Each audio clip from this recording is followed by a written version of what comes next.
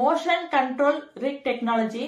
இது எப்பன்னா 2001 ஆளாவந்தான் படத்துல யூஸ் பண்ணிருக்காங்க.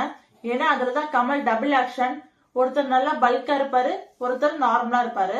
சோ அதுக்கு முன்னாடி டபுள் ஆக்ஷன்ஸ் எல்லாம் இல்லையான்னு கேட்டா இருக்கு. அப்பெல்லாம் ஸ்டாட்டிக் ஷாட்ஸ் தான் எடுப்பாங்க வித்தவுட் மோஷன். இந்த டெக்னாலஜி வந்ததுக்கு அப்புறம் தான் மோஷன்ல டபுள் ஆக்ஷன் எடுத்தாங்க.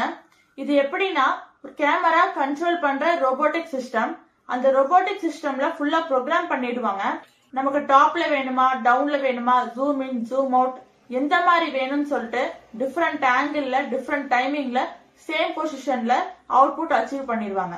அடுத்து ஃபோர்த் டெக்னாலஜி ஆவிட் டெக்னாலஜிஸ்.